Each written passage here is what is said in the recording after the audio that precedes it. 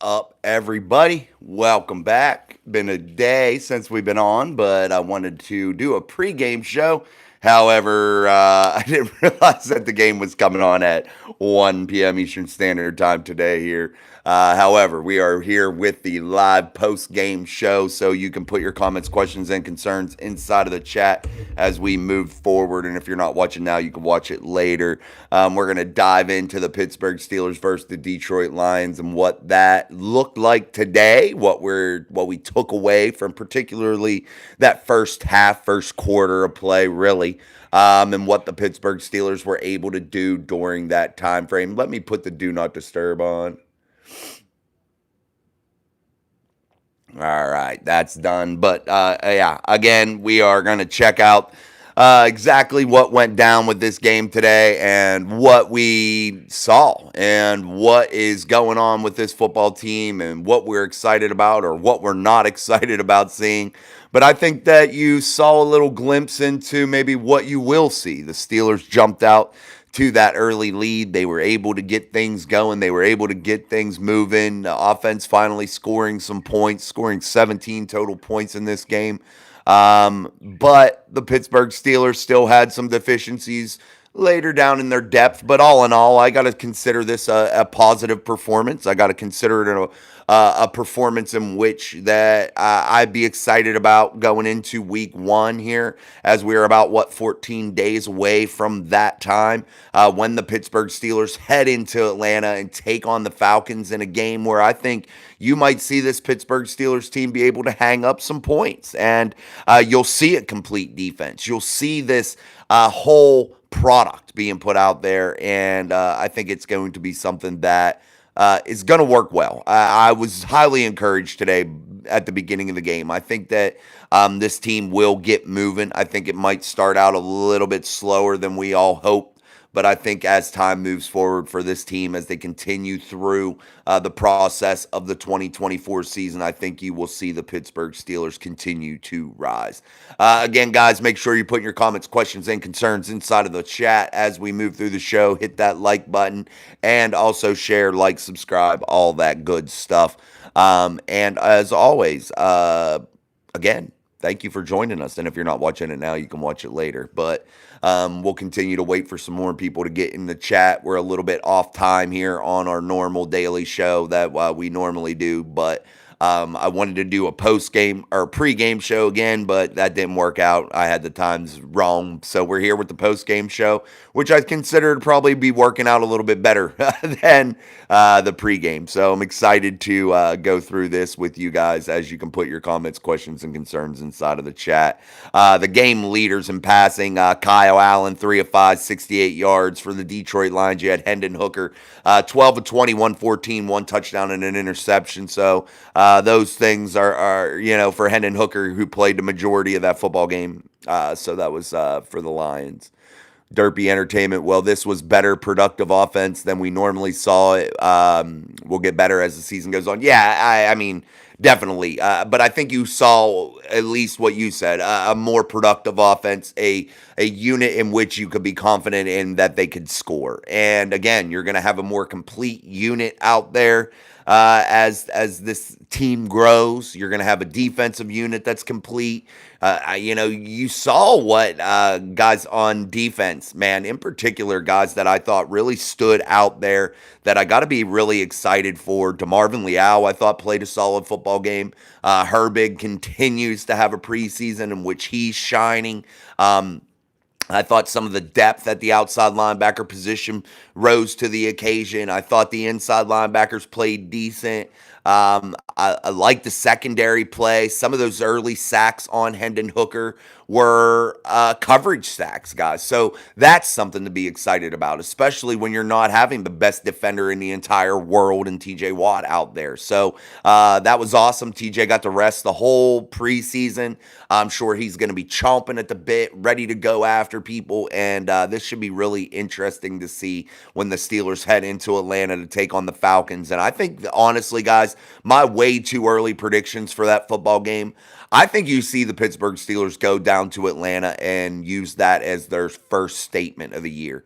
The preseason wasn't, light the world on fire type of vibe that you got from this football team. But I think you see this Steelers team go down to Atlanta and curb stomp the Atlanta Falcons, and I really truly believe that. I believe they go down there and they lay a monumental ass beating on the Atlanta Falcons. And I'm not just saying that because I'm a Steelers fan. I really truly believe that. I really, really do. And you can mark that down that I said that. Your Super Bowl predictions, too early for that, Arnell. I'm not going to give no Super Bowl prediction just yet. G-Stacks, Herbig is going to be a problem. I hope he gets more snaps. I do too, man, and I've been so high on him since he became a Pittsburgh Steeler. I've had a lot of kickback on it about his size. I've had a lot of kickback on it just in general, just his whole body of work. But I got to say, this guy, every time he is on the football field, his presence is felt, and that's what you're looking for in an edge rusher from the Pittsburgh Steelers, an outside linebacker in this Steelers roster, in this Steelers organization, franchise. What are you looking for?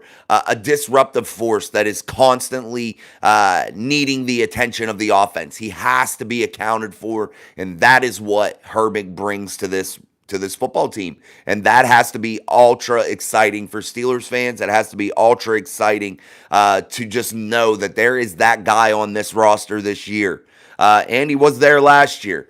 But if there were catastrophic injury to either side of that outside linebacking duo of TJ Watt and Alex Highsmith, that you are comfortable with a guy like Nick Herbig coming in, being able to be ultra productive, and I'm very confident in that. And I really want to see, like G says, I want to see more snaps I just want to see more regular, consistent packages in which Nick Herbig is out there. I think he is going to be a problem, just like G said.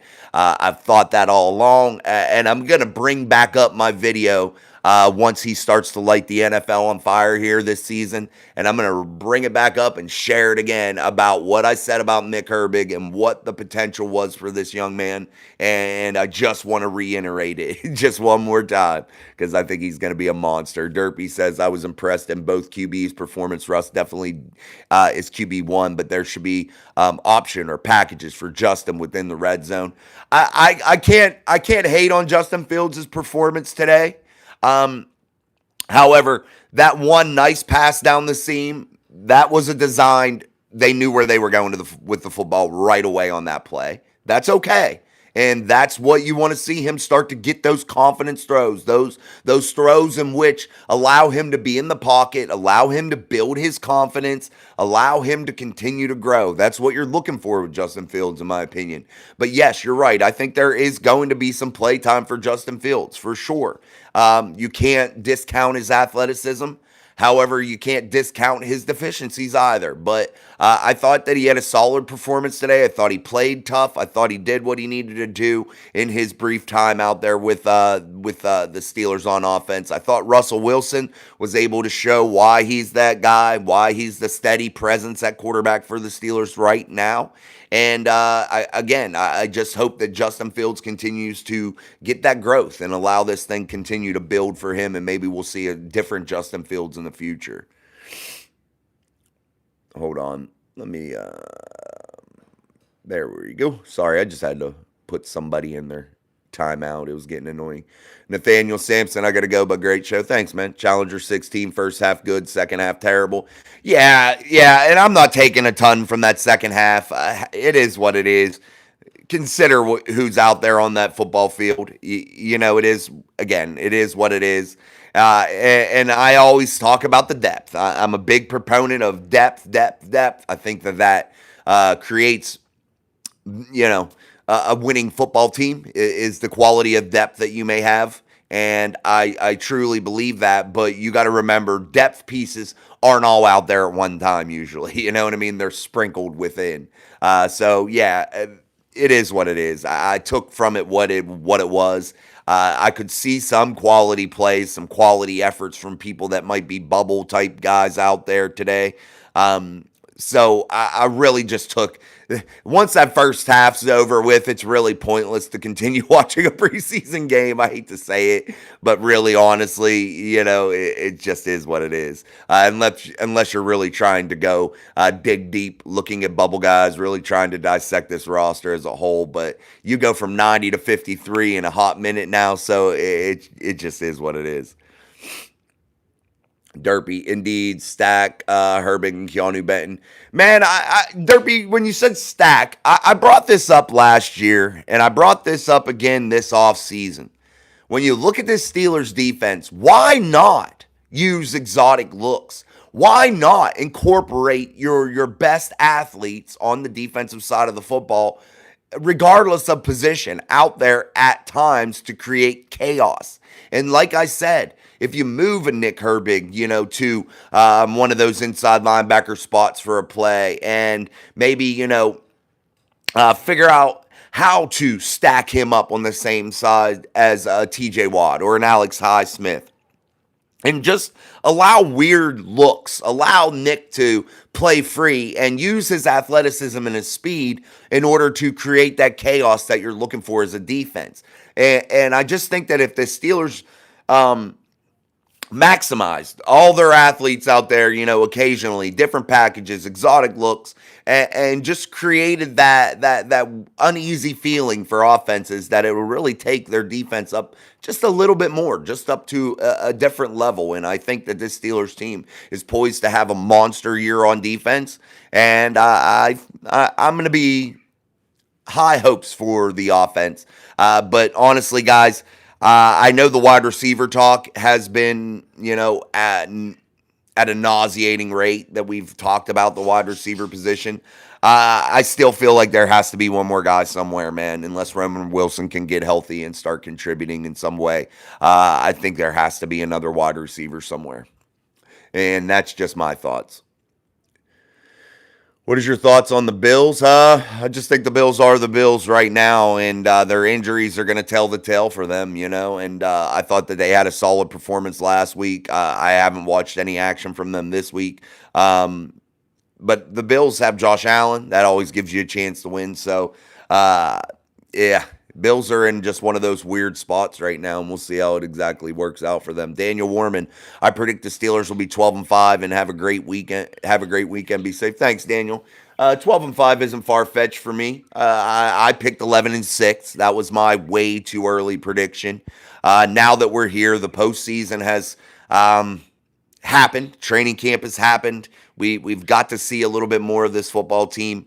I'm going to still stand behind that prediction of 11-6 for your Pittsburgh Steelers, and that is all dependent, really, truly, on that first half of the season, how that transpires for them, how quick of a start they get. I'm confident in their divisional play. I'm not concerned about them going within the division and playing ball games. Yes, there are big time names that you got to face, but you don't play the names on the back of jerseys. You play their team. And I just feel like the Steelers play those teams really, really well. I think that the Steelers always have a chance going into divisional play. Yes, you're putting the Chiefs and the really, on paper, Philadelphia Eagles, who look like a true juggernaut right now. We'll see how that goes, but I think the Pittsburgh Steelers, if they get off to that hot start, they come out of that front half of the season with a really, really good record. 11-6, 12-5 is not far-fetched for this football team, and I just don't think that it would be really off cuff to say. The O-line looked better, but it's the Lions, let alone the backups, but it looked productive. The Lions are a really good football team from top to bottom. They really are. They have good depth. They're a solid, well-coached football team. They're really, really good. And even with some of their backups in there, I was really excited to see the Steelers' offensive line play a little bit better. I still thought that there was there was large amounts of room for improvement still, no doubt about it. But that's going to be a continued theme throughout, especially this front half of the season. And that's even going to be a speedy growth process if we expect them to be really red hot and shit hot by the time the back half of the season comes to play for the Steelers with that young offensive line group. It usually probably takes a couple years for a really young line to start to gel and goes there. All right, Challenger 16. I'm so sick of the national media. Nothing but negativity about the Steelers, and they hate on Russell Wilson too. But of course, they love Tomlin for whatever reason. That's why honestly, guys, and again, you don't have to watch me. There are so many other ways to get your news. Stop playing into these people, man. And honestly, too, I don't like to talk shit about people that do media and stuff like that. But the Steelers pregame show and shit like that, minus Bob Pompiani, who I think is really, really good. Everybody else is terrible. Let's just face it. It is dry, non-entertaining. It is just not fun to watch, man. That bugs me. And I hate to say we live in a world that cares more about being just so diverse. We got to make sure everything's diverse. No, just pick. I don't care who you are. I don't care what you look like. I don't care the color of your skin. I don't care if you're a male or female. Just put the best people in for the job. That's all that matters to me. And that's not happening right now. And I don't care what anybody says. Yes, we have to watch it, but it is bad. It is super bad. I don't mind Charlie Batch either. He's kind of dry, but it is what it is. I like Charlie. I like Bob Pompiani. But, man, that rest of that crew, whoo, shit, is that boring, pointless, horrible. And then the national media, don't get me started on them because I just think that it is a clown show out there with the national media and what they spit out. I think both Peyton Wilson and Herbig will be better than Highsmith. I think they both will eventually play well enough to where you start to see a guy like an Alex Highsmith become sadly expendable. I really like Alex Highsmith. I like his play, but I think you'll start to see that. However, you look at TJ Watt and where he is at in this stage of his career, you look at where Alex Highsmith is in his stage of his career. You add these young guys. You look at Patrick Queen. You look at Landon Roberts. I think adding those young guys is imperative, and you will have those changes, and you don't have to have drastic changes then. You keep sprinkling this young talent in there, like a Peyton Wilson, like a Herbig. It just adds for an easy transition, and I think the Steelers are set up right now for that whenever one of those players comes to the end of their time with the Steelers. So we'll see. Regis Anderson, I believe we will be fine this year. 11-6 is my prediction. Well, we agree on that, Regis. Derpy Entertainment, I think our wide receivers are deeper than most think, but I agree we need a playmaker next to Pickens. I agree, Derpy, and I've been saying that too all off season, that I truly believe that this wide receiver room is deeper than people give them credit for. I think there is some really good talent there. But I do think there needs to be an addition, and Roman Wilson has to be able to play, or they have to find somebody. And Roman's not off to a good start here because the Steelers probably aren't going to will him out there, with having that injury. They're just not. And it's probably going to be a very slow year in terms of his development because he's not had any preseason action. He's not had those valuable snaps at camp and during preseason games. So you're probably not going to get to see that Roman Wilson experiment this year. So we'll see probably maybe bits and pieces of it because I don't think his injury is like a year-ender type thing. But I just don't think you'll see what we thought we would see early in training camp. We'll see, though. Yeah, we'll see. Fat Dad 21, my Giants got to get rid of the QB, man, for real, for real. Hey, I'm asking. Oh, come on. Boom, boom, boom, boom. Go by. All right. You got bots in here? Yeah, I've been getting them lately. I don't know why. It's crazy. We have like 3 moderators. None of them are in here right now, though. Sean got moderating power. Russ got moderating power. And D got moderating power. So when they're in here, they usually clean it up pretty good. But Sometimes they're not in here. All right, guys, we're about 20 minutes into the show, so make sure you're hitting the shit out of that like button for us to help spread our show through the YouTube algorithm as we continue to talk about the Pittsburgh Steelers after preseason game 3 and what you think this football team is going to look like here headed into 2024 in the regular season. The Steelers' leading rusher today was Cordell Patterson with 3 carries for 31 yards and a touchdown. I thought he's starting to look a little bit in game shape, like he's starting to look like he's coming around after a really quiet preseason thus far. Dez Fitzpatrick leads the receivers with 2 catches for 64 yards. Let's recap the game in the first quarter. The scoring: you had Cordell Patterson, 31 yards, 31-yard touchdown run. Chris Boswell with the extra point. That was at 12:47 in the first quarter. In the first quarter, also, you had LaMichael Perine, 1-yard touchdown run, a Chris Boswell extra point. That was at 6:05, putting the Pittsburgh Steelers up 14-0.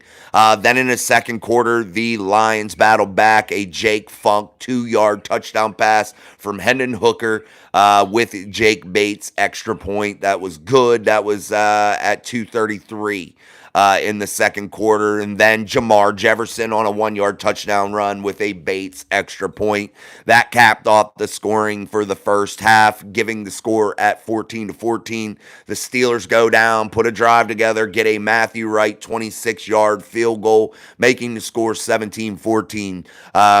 Jamar Jefferson 7-yard touchdown run with a Jake Bates extra point puts the Lions ahead, and then a Jake Bates 46-yard field goal, putting the final score at 24-17. Your Steelers fall in preseason action, going 0-3, which is not something that you should be overly concerned about. Do not care about the preseason record, guys.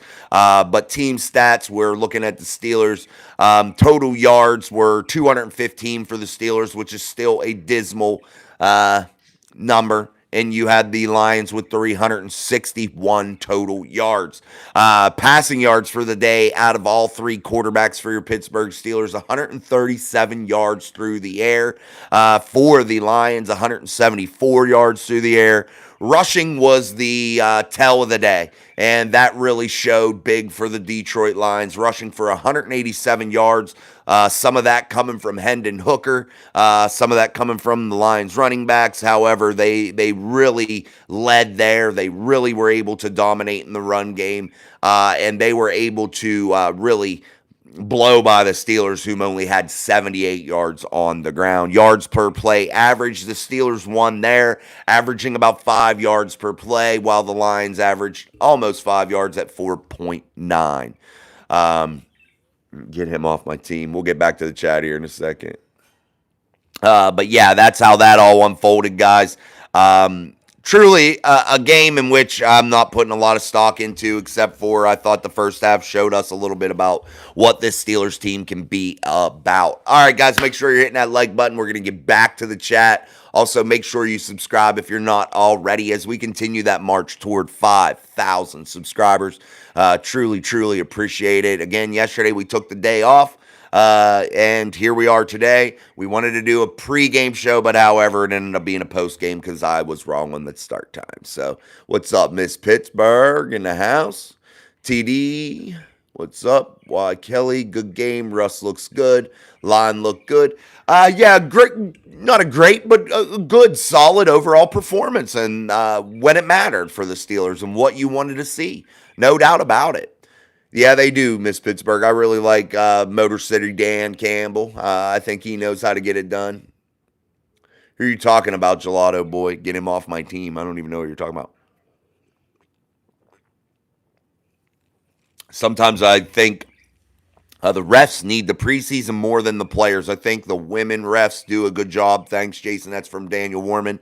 I think the refereeing in the NFL overall is horrible. I think it is not all the referees' fault, though. However, I gotta taken the amount of rules that the NFL has in place, the crazy amount of rules in which they expect these guys to be able to determine and decipher during the course of action when you are dealing with large men that are moving at a alarming speed. I mean, crazy fast. The speed of the NFL is truly bang bang, and it's really hard. And the referees not being a full-time job for them, not being a job in which they dedicate their lives to it, that's their profession all the time, it's a problem. And I think the NFL's has to correct this, and they have to get full-time referees.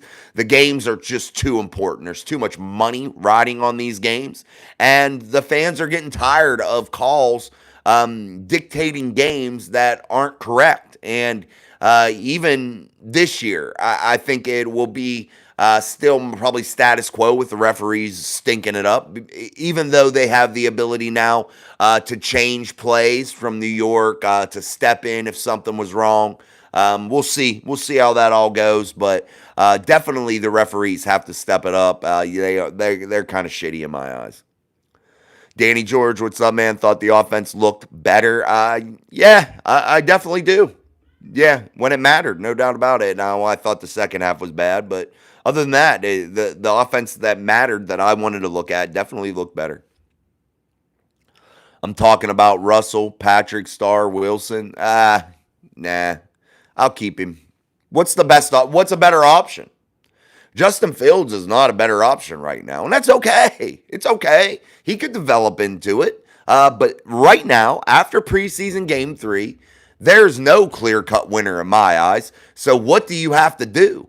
You have to go with the veteran. That's the only logical choice. You can't push Justin Fields out there because you have seen enough from him where he played prior and this preseason so far, in which you would say that his deficiencies still remain. And that is not being able to process. That is not being able to anticipate. And that is trying to be a run-first guy all the time and not being able to get through his reads. And that's okay. He got to figure it out. I get it. But sometimes he's got to learn how to get through his progressions. He's got to learn how to process the defenses. And I think time with Russell Wilson, time with the Steelers offense, I think that may help him and fix him. And I think maybe you could expect good things from him maybe later on down the road this year or maybe next year if the Steelers are able to re-sign him. Danny George, did Nick Herbig get his 2 sacks? I believe he should have had 2 or 3. I know that one where he caused the fumble was really, really cool. That was not a sack, though. Justin Meneke, does this Steelers team look like a team that could win a playoff game this year? From Justin. What's up, man? Yeah, I think so. I think the Steelers could win a playoff game. And again, I don't put a ton of stock into the preseason record, so some may think I'm crazy after they go 0-3 for the preseason, but I continually say I truly think the Steelers team is going to look vastly different here come Atlanta. Challenger, Tomlin should have challenged that one play. Detroit fumbled. Yeah, Tomlin's still Tomlin in that category. Biz with the super chat. Thank you, my friend. Run game looked way better from Biz. Absolutely. No doubt about it. It matters, man. And again, I know the Steelers got outrushed by a great deal. It was 187 yards to 78. But the quality of the yards that you saw from the players that you wanted to see those yards come from, I thought mattered. And it looked way better, no doubt about it. Thank you again, Biz. I appreciate that super chat. All right, guys, we're almost 30 minutes in. Let's make sure we are hitting a shit out of that like button as we are here live on Mike Drop Sports doing our Steelers post-game show. If you're not watching it now, you can watch it later when it uploads. But again, we are here diving into this football team as we head into 2024. Now the real shit is about to go down. I'm super excited, man. Super pumped up for this Steelers team. I really have high hopes, and I'm really ultra pumped up that the Steelers actually went 0-3 in the preseason because that's when historically Mike Tomlin has been able to have playoff winning football teams. So Hey, be pumped. Celebrate the 0-3, guys. Celebrate it because that's the only time Mike Tomlin has any damn success inside of the playoffs. Forgive me if I look disheveled. I've been working down in my workshop outside. I was going over things with my son for his game tomorrow as my boys, my B team, Cheat Leg Chargers team, that myself and my friend Malik, we both coach our ball club there. They go on to take on the Marilla Mavericks tomorrow at University High School in some youth football action. So if anybody's ever in the area, you can come check them out and support our boys.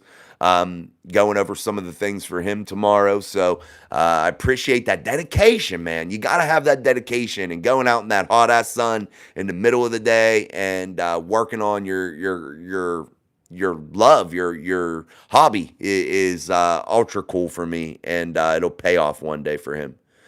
He had a touchdown last week, my son did, so we'll see if he can get another tutty this week and continue that trend. Gelato boy Flacco accepted his role as a vet backup behind Richardson. Yeah, I don't care what Flacco does, though, Gelato. Not to be rude or anything. I'm not trying to be rude to you. I just don't care about Joe Flacco. I don't care what anybody else does. But what this football team right now has in front of them for the Steelers is what? They have one option right now that makes sense, and that is Russell Wilson. No matter how you sit there and slice it, no matter what you say about Justin Fields, his deficiencies are there, and they cannot be overlooked. And I know some people want to, and I know some people put on the blinders, and they only see the things that they want to see, and they don't want to see the broad picture, and that's okay. You're a fan. You're allowed to watch whatever the hell you want to watch. You're allowed to do whatever you want, say what you want, root for who you want. But again, if you really, truly break down the tape and you truly, truly look at the whole body of work of both men, nobody won this competition or so-called competition that didn't exist this preseason. Neither one of them showed, overwhelming play that would make to sway your decision either way. Justin Fields had the opportunity to go out there and light this shit on fire and win that job. He did, but he never was able to do that. And we can't overlook that either. He's just not ready. He wasn't ready in Chicago, and he's still not ready here in the city of Pittsburgh. And again, it's okay, but Justin Fields has to figure out his shit up here. Yes, I think they're still building. Sports Edits, hey, what's up, man? Not much. Miss Pittsburgh, they are still trying to put the puzzles together. Yeah, that's what this season's going to be all about, guys, and that's what Steelers football is all about. That's what watching any good football team, watching any good franchise, that's what every season is all about. It's about the journey. It's about putting the puzzle pieces together. It's about handling those crazy losses sometimes early in the year or, late in the year, those devastating losses and how you respond to those things and how you overcome injuries throughout the course of the year. And are you growing each and every week into what you actually want to look like come playoff time?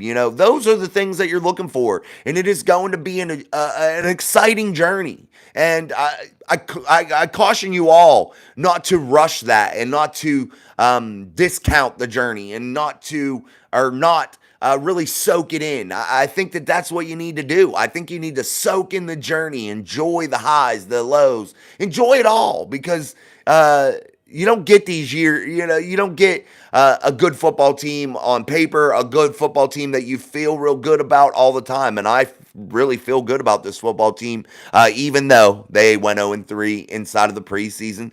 But man, I'm really pumped. Mike Tomlin, 0-3 in the preseason. Rejoice, guys. A playoff win's coming. Gelato boy. If we are not building around Fields right now, might as well tank for a real franchise quarterback. The Steelers don't do that. And guys, that's why the Steelers have been historically good. And that's why they have 6 championships. Because they don't force things. They don't rush things. They don't do things like that. Tank. They don't work that way. The Steelers team works how? They work through the draft. They deal with what cards are dealt to them. They deal with any injury that's put forth in front of them. They allow players to develop. They just handle business a little bit different maybe than some other franchises. And I think just tanking for some player doesn't make sense to me. And I don't think building around Justin Fields right now is what you, well, no, let me rephrase that. If you are confident in Justin Fields and you think you're going to sign him and you want to per se build around him, you can still do that right now without him playing. You can still build that roster up and have those players in place for maybe when he is ready. He's not ready. And there's no way to say that he is, man. You can't sit there and overlook his processing. You can't overlook his inability to get through his progressions. You just can't. And I agree he is an amazing athlete, guys. But when you are going against real shit hot, top notch NFL defenses and they have a week to prepare for you, the run game bullshit that you're going to try to jam down your throat with Justin Fields because he's unable to be the pocket passer that you need in order to be a quality, high caliber offense, they're going to key on it. And you're not going to have those crazy runs all the time. He may break one here or there, but it's not going to be enough to win ball games, man. Matt Burton, Wilson looked good. Fields is for Saturdays only. Builds. The Field stuff is wild. If he's good, he's good. If not, whatever. I think they kicked the can down the road for too long with the offense and are paying the price. I can't argue with you, Biz, that they have kicked the can down the road a little bit, and they should have probably been way more aggressive building this offense along the way. I feel like they let the offensive line get out of hand a little bit. Focusing maybe too much on the defense sometimes. I agree that they probably should have focused a little bit more of their efforts at times, offensively. No doubt about it. And Fields is Fields. He is what he is. I just don't think he's good enough to be a starter right now. And again, it's okay. And I'm not saying that he can't be. You know what I mean? That's the thing. That's the beauty of it. You're going to have the league's probably one of the better backups in the entire league in Justin Fields. And that's good. That's awesome. I just think that Justin's going to have to take this time and really look at how he plays this game during the beginning part of this season. Because you know what? Chances are, Russell will get injured some point during the season. That's what the stats say, that probably is going to happen eventually. Justin's probably going to get an opportunity at some point this season. Just statistically, it's just probably the way it goes. And he'll need to capitalize on it then. And I hope he comes out and he really shuts down all this, talk. And it's not just me saying it. I know there's people for him or against him, but I'm not against him. Even though I point out his deficiencies, don't mean that I'm against him. And I think that hopefully he takes advantage of what's in front of him right now, and that is the opportunity to become a really, really good NFL quarterback. And he has to seize that moment, and nobody else can do that for him. He has to do it, and whether or not he does or doesn't, that's on him. Trade Fields to Indy for a third. I don't even want to trade Fields. I don't want to even trade Fields. I'd rather just see if he can grow. See if he can grow and roll with it and enjoy having one of the top, backups. Challenger 16, Fields reminds me of Cordell. I felt like Cordell had a better pocket presence. Cordell Stewart, guys, I don't know if a lot of you remember him, but Cordell Stewart could stand in there and he could fire the ball. Cordell had one hell of an arm, guys. So does Justin. Justin has a cannon. He does. He has a laser, man. I'll give him that, but he needs to learn how to use it. Cordell, I felt was a more complete package out of Colorado. I felt like Cordell could do it all. I felt like Cordell Stewart was ahead of his time. If you had a guy like Cordell Stewart now come onto your football team, he would be a day one instant starter in this league because that's what, people are looking for right now. He fits that mold of what people are looking for. And Cordell could throw from the pocket, and Cordell could win games with his arm. And I hope Justin gets there. JM. He's only going to succeed in an RPO or read option system. Maybe, maybe not. And right now, that may be the only way he can succeed with, 1, 2 read pass plays, real quick hitters, RPO, like you're talking about, read option type systems. There is some of that in Arthur Smith's system. But Justin Fields, again, has to seize this moment, man. He has a golden opportunity. He has a golden ticket in front of him right now. He is with a premier franchise in this league. He is sitting and playing behind a Super Bowl winning veteran quarterback that knows how to get it done. And he has a franchise that literally is behind him and willing to help facilitate his growth. And he needs to take advantage of that. And he doesn't have the burden of carrying a franchise like he did in Chicago. That's big for him. And again, he has the golden ticket right now sitting in front of him. And the moment to take that opportunity is now for him, and he has to do that. And it may not be on the time frame some of the fans want, or, that may not be it, but it is what it is. We'll see if he grows. I like the terrible talisman, Pittsburgh. Thank you, Steve Pickering. Turn your fan card in if you think Fields is the now or future. That's from Steve. All right. Yeah, well, Steve let us know what he feels. All right, guys, we're 40 minutes into the Steelers post-game show here live on Mic Drop Sports. I'm your host, Jason. We are in here basically daily talking Steelers football, so make sure you hit the shit out of that like button for us and subscribe to the channel and help us reach our journey of 5,000 subscribers.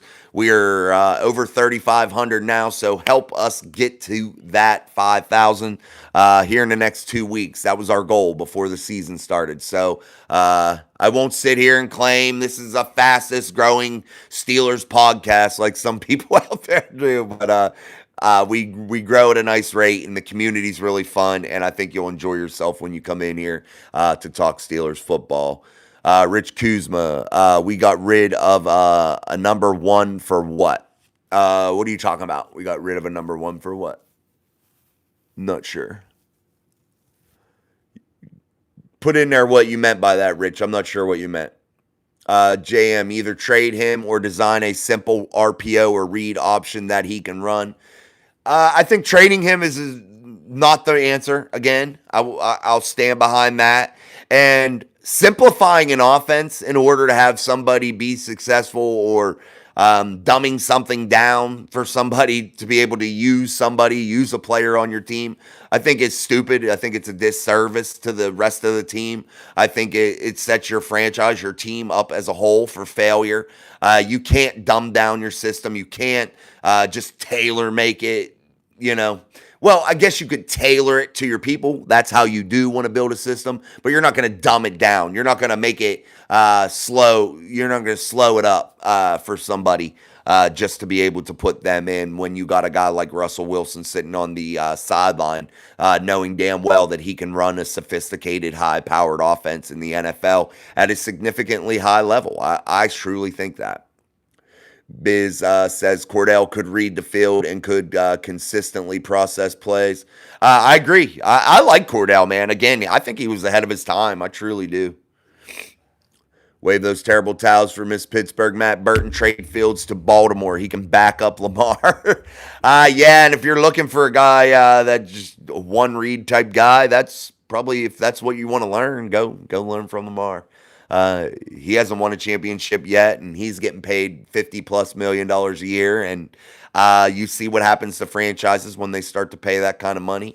Most franchises can't handle it, and they kind of lose sight of the vision of the football team. So we'll see if the Baltimore Ravens are able to continue to have success, at least in the regular season. They're good in the regular season.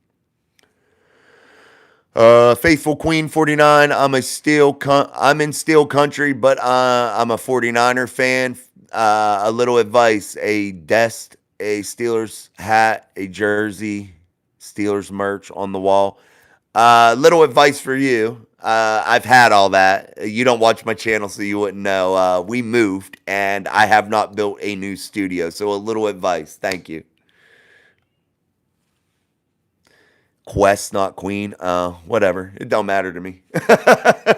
How confident versus Atlanta? I'm very confident, Jonathan. I think the Steelers go down there and lay a real ass whooping on them.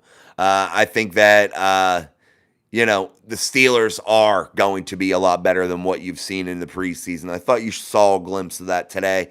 And then, again, I like a 0-3 football team inside of or with it. Mike Tomlin at the helm, because that's the only time he's ever succeeded in the playoffs. Well, it seems like it anyway.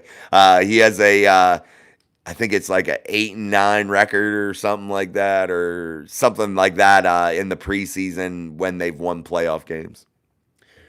Rich Kuzma, number 8 for Fields. You said he has an arm laser but doesn't know how to use it. If he doesn't know how to use it, why did we take him? Rich, everything isn't so black and white and vanilla. Everything isn't that. And I think what the Steelers did, and for what we get for number 8, we got Peyton Wilson. That's what we got for number 8. When we traded Kenny Pickett to the Philadelphia Eagles, he came in return for a 3rd-round draft pick, which was used on who? Peyton Wilson. So that's the player we got in return for the Kenny Pickett trade. Kenny Pickett didn't have a laser arm. Kenny Pickett wasn't that. The Pittsburgh Steelers picked the best options that they could get out of free agency after getting the cancer out of their building in terms of quarterback play. I still think they should have stuck with Mason Rudolph. That's just my opinion. But Justin Fields doesn't know how to process. He doesn't know how to anticipate. And that's okay. Again, he just has to figure it out. But I think the Steelers got him as a project piece. And you know how the Steelers are sometimes. If you follow the Steelers, you know the Steelers' history. You know Mike Tomlin's history. You know what he thinks he can do. Fix everybody. He thinks he can bring people in and magically make them better players because they're putting on the black and gold. That's not necessarily the case, but that's been the way he's looked at it. That's at least the way it's looked from the outside looking in. So that's just my theory on why they got him. I couldn't tell you. I'm not Omar Khan. I'm not Mike Tomlin. But that's what I would assume, that they got him because they thought they could fix him. And they thought that he could do better. And he was at a very discounted price. A 6th-round pick, unless he plays 51% of the snaps offensively, which he won't. Then they have to pay him a 4th. He was super cheap. Russell Wilson, super cheap. They decided in the offseason, or when the season concluded last year, that they were going to rebuild that quarterback room. And that's exactly what they did. They wiped it out. They went out there and they were able to find quality players for cheap. That's just what they did. Justin Fields, just because he isn't ready to be a starter, just because he has deficiencies, doesn't mean that he's not a good athlete, a good ball player, a guy that has potential. He has all those things, but he's just not ready to be a starter right now. And he wasn't ready in Chicago, and that showed by their record and showed with his lack of success. Tiffany Donnelly, Steelers should have won the game. Yeah, I don't care about it, Tiffany, honestly. I don't think it matters. Preseason is what it is, and what you're looking at in the preseason is growth, and you really got to dissect things and break it down.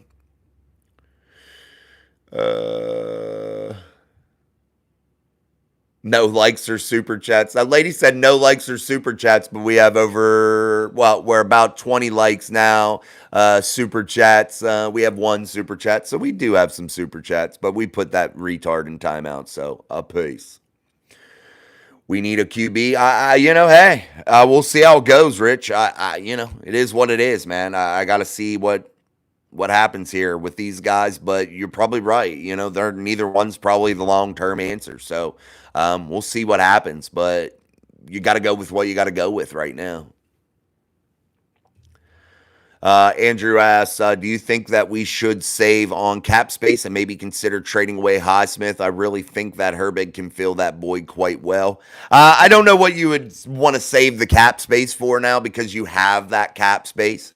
There is available cap space for him. So unless you're really working on some type of mega deal, I don't see any reason to subtract that way just for cap space here in 2024. You want to spend against the cap the most you can. I know the Steelers will hold on to some cap space just in case of emergency. But I don't look for the Steelers to be making any real significant move like a release of a Highsmith or anybody like that in order to save money, because you got to remember too, depending on when you get rid of players and release players and all those weird quirky things, that goes dead cap money also gets involved in those things. And definitely, I don't think the Steelers are willing to do any of that kind of stuff.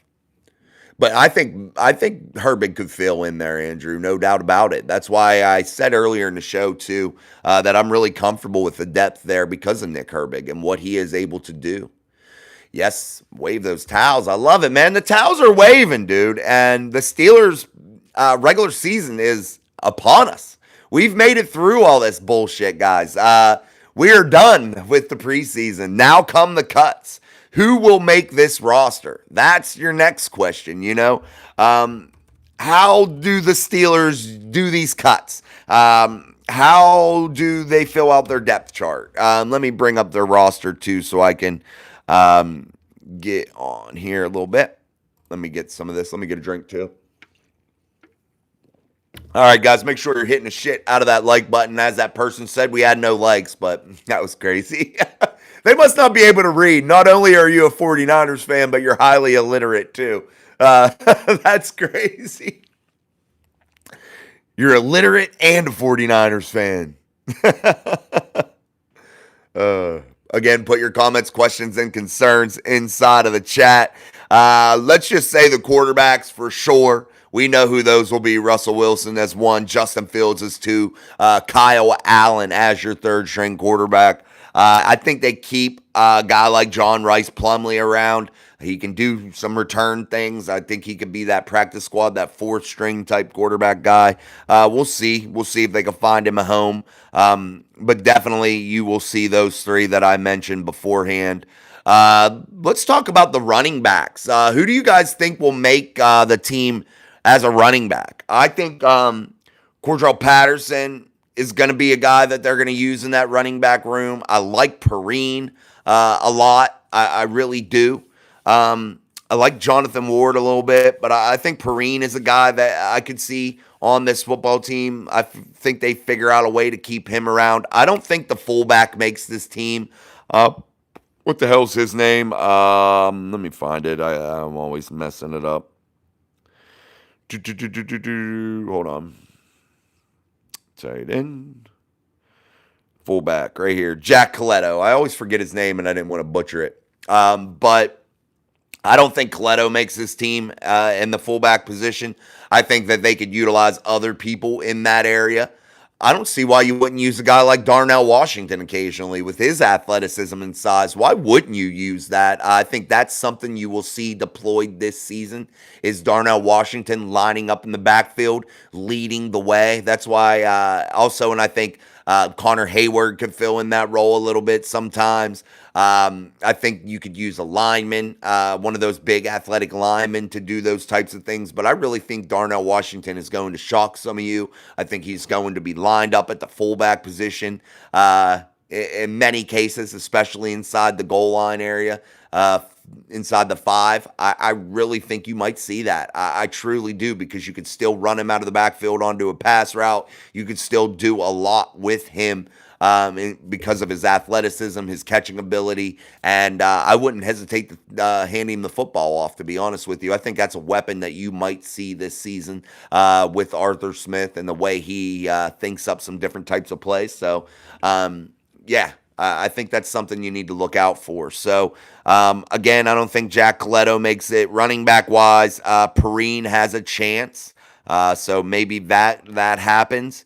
Wide receiver-wise, you're going to have Calvin Austin, Van Jefferson, George, of course. You're going to, I think Scotty Miller makes this football team. I think Quez Watkins makes it, and I think they figure out a way to keep Roman Wilson around somehow, like on the roster, and don't shut him down in any way. But I feel like they keep 6 in the wide receiver room. So that's probably how it goes. Yeah, to the best of my thoughts right now. And if they were by any chance be able to make a trade, you would see Quez get kicked to the curb or Scotty Miller, one of the two. They would be put to the back burner and released. That's how I think that would go. Tight ends, I think, will be Pat Fryermuth, Connor Hayward, and Darnell Washington. And I think they, yeah, I don't see four being there. Maybe McCole Pruitt somehow. Maybe they hide one of them tight ends in the fullback spot. Maybe they do that. I'm just trying to toss some names that I think have really good chance of making the roster. I think, yeah, that would be those four guys for sure. The line, I think they keep, their normal amount. Zach Frazier, Spencer Anderson, James Daniels. Nate Herbig's out with his injury. I think they keep Mason McCormick, Isaac Seumalo, Troy Fautanu, Broderick Jones, Dan Moore Jr., the normal cast of characters there. Maybe there's an outside puncher's chance for somebody else, but I think that's probably where you're looking at for the offensive line. Defensively, I think the Marvin Leal's had a real nice preseason, so that's cool too. I think Mon Adams has gotten better and better and better. I like the way he played again today. He's only 29 years old, 6'4", 304 pounds out of Auburn. I like Mon Adams. I like the play of Keanu Benton. We'll have to see from some of these young guys. I thought Isaiah Loudermilk played solid, but will he end up being the odd man out here? I don't know. I think they find a way to keep him too. Dean Lowry, of course. Logan Lee, we'll see what happens there. Just 24 years old, rookie man, 6'5", 286 pounds, out of Iowa. Larry O, of course. So yeah, Nick Herbig, of course. Alex Highsmith. I don't think you'll see Cole Holcomb this season.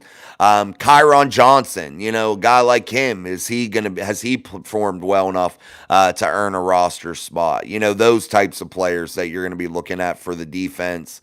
Yeah, we'll continue to watch it, but these roster cuts, man, are coming. They're coming quick, man, and we'll see exactly how this Steelers team shapes up for 2024. Brock S. Colts OU, 9 wins this season. Over under. Sorry, I was like brain farting there. I think I'm gonna pick the under because I think their quarterback's going to be inexperienced, but I think they'll be an exciting football team to watch nonetheless. I think they'll have a period of time this season to where you'll see them rip off some wins, and then I think you'll see them dig themselves into a ditch a little bit here and there. So definitely think they have an exciting future, but I think I'd take the under this year on 9 wins for the Colts. TD, do you think we pick up a wide receiver after cuts or still look to make a trade? I think picking up a wide receiver after cuts is a possibility, but again, it's somebody that's being cut. So I wouldn't be super stoked about that. I still think they explore trades here ahead of the season, but the chances are growing slim for that to happen. But we'll see. We'll see if that happens. We'll cross our fingers. Maybe it does. But I think right now that they're just going to ride with who they got. I think they could come up with 6 guys out of the people that they have right now, and they could roll with it. And I think that they could be confident in what they have. Y2 Kelly, we should wait and see what's available after preseason cuts. We look good on first team. No 30 mil contracts for players outside the organization. We may be fine with what we got. Yeah, that's what I was just saying kind of too. I'm not a big pickup guys from cut down day. I mean, every once in a while you can find a diamond in a rough, an odd man out in certain situations, still a good ball player. But that's one of those things that you just got to kind of wait and see who's out there and how this all unfolds. So I'm not confident that they find somebody in the cut down period here, but we'll see how it goes. Let's talk about some more preseason action that was out there today. You saw the Indianapolis Colts defeat the Cincinnati Bengals 27-14. The Cleveland Browns will play the Seattle Seahawks. Cleveland sits currently 0-2 inside of their preseason action right now. Seattle sits 1-1. You look at the New York Giants and the New York Jets, they will play a preseason matchup. Right now, Dallas is playing the Los Angeles Chargers. The Chargers are leading that game 17-10 with 146 left in the second quarter. Some more scores from around the league. Chicago beats the Chiefs 34-21. The Jacksonville Jaguars win 31-0 against the Atlanta Falcons. The Dolphins lose to the Tampa Bay Buccaneers 24-14. San Francisco 24. Las Vegas 24. In a tie ball game, something that you don't normally see. Carolina beat Buffalo 31-26. Baltimore loses to Green Bay 30-7. Houston beats the Los Angeles Rams 17-15. Minnesota beats the Eagles 26-3. And of course, your Steelers score 24-17. The Steelers fall to the Detroit Lions, going 0-3 in the preseason. And then there's several other games that will be up: Tennessee, New Orleans, Arizona, Denver, New England, Washington. So that recaps your league around the league scores. Nate Dogg, QB1, who are you choosing? Russell Wilson, absolutely, no doubt about it. I think it's the only logical choice because I just don't think either quarterback showed enough to win the job definitively. And you have to go with the guy that has the most experience and that has won a Super Bowl in that instance. Malachi Smith, I like what I saw for the most part today. What do you think, Jason? I would say overall, with the people that I had to see it from, yes, I thought it was way far better performance, Malachi, no doubt about it. And it made me excited for the 2024 season. I like that early 14-point lead that the Steelers were able to jump out to. And it was definitely interesting, no doubt about it. Miss Pittsburgh, I'm watching the game right now. Dallas game. Yeah, that is on. Yeah, guys. So there are some games on. Miss Pittsburgh says, yes, that game last night was good. 49ers versus Las Vegas. That was real cool. Yeah, or real good. Yeah, I thought that's cool to see a tie in the preseason, just two teams duking it out. Get you fired up for the possibilities of the NFL and what these games can bring to the excitement factor, to the fan base. I'm super excited. All right, guys, we've been going for 61 minutes. Make sure you hit the shit out of that like button for us here on our Steelers post-game show here on Mic Drop Sports. I'm your host, Jason. Yeah, we've had some crazy chat stuff. I've tried to keep on it today, but we didn't have no moderators in here today, so I was trying to get rid of some of the baggage there. So I apologize for any crazy bot stuff and all that in there. I don't know why I'm getting all types of bots anymore, man. Does that mean I'm making it? I don't know, because I never had it before. You know who needs to give me a sponsorship? Mountain Dew. Mountain Dew needs to give me a sponsorship. I'm always giving them free shout outs on here because I'm smashing the Dew. All right, guys, anything else you want to talk about inside of this Steelers pre-game or post-game show? Again, I'd truly appreciate it. If you're not watching it now, you're going to be able to watch it later. So, yeah, what do you guys think? Anything else you guys want to talk about? So-called insider Diana Rossini believes resolution to Brandon Ayuk saga will come before week 1. No shit. Like, does it take an insider to know that, a so-called insider? Does it, honestly, for you to say, I think there's a resolution before week 1? Well, no shit, Sherlock. Yeah, there probably will be. Come on. What dumb shit these people say. It's free. Come on, people. Absolutely. Hit that like, hit that subscribe. It's definitely free. Ryan Stanley, Jason, he's our man. If he can't do it, Miss Pittsburgh can't. Thank you. Miss Pittsburgh does got my back. I love it. No doubt about it. Not much, man. Just cruising through the show. I appreciate it. Make sure you guys, though, again, hit that like button and subscribe for sure. Hit the subscribe. I want to reach 5,000 before we get to that regular season. Man, that'd be nice. But we're coming. We were close. We were getting there. We definitely were getting there. 49ers Quest or whatever said that we had no subscribers, no likes, no nothing. She was riding me. That lady or he, whatever, they were going hard. They were giving me the business. All right, guys. Anything else you guys want to talk about before we hop off here? But overall, I think it was a solid performance from the Steelers. So I think it's something to be encouraged about. I definitely think that you could see some good things from the Steelers football team here in 2024. Should the number ones have played longer? One scoring drive and that. No, I thought they should have played a little bit longer. I don't get Mike Tomlin's logic sometimes in the postseason or preseason. I don't get it in the postseason either, but I don't get his logic sometimes. Maybe that's why I don't make the big bucks, I guess, you know. But honestly, I look at it this way, man. With some of the fatal errors that they've made over the last few years, especially in the coaching department for your Pittsburgh Steelers, I think shit, you want to waste them, several $1,000,000 to pay somebody to make mistakes. I could have went out there and did that. Like shit.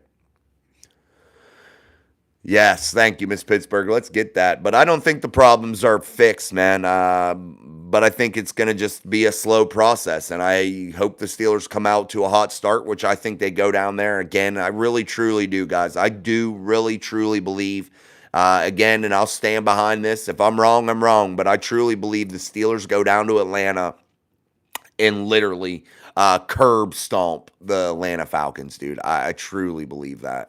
Truly, truly believe that. All right, guys, we're going to try to do some special guests here coming up, too. I've been in talks with a couple people, so we'll see if anybody wants to hop on and maybe come on and talk. So we'll kind of do that kind of stuff, but we're going to wrap things up here. Yeah, hey, it is what it is, Sneaky Pete. It's preseason football, man. It is what it is. That's why I don't put too much stock into it, Sneaky. I don't get too high. I don't get too low with it. It is what it is. We learned our lesson last year with preseason football, and it's just that preseason football. It's almost highly irrelevant in most instances. Sadly, it is. It is what it is, man. Honestly, yeah, preseason football, blah. But anyway, all right, guys, we're going to wrap it up. We've been going for 65 minutes. It looks like everybody's kind of out of their comments and all that kind of stuff. So we're just going to bounce off here, and we'll be back. What's tomorrow? Sunday. We'll be back Monday with our morning upload and our live show. So I look forward to seeing you guys all next week, as we are about 14 days away now from the kickoff of the NFL regular season, and what should prove to be one hell of a journey for your 2024 Pittsburgh Steelers. So until then, I'm Jason. This is Mike Drop Sports. Peace. See ya. Thank you.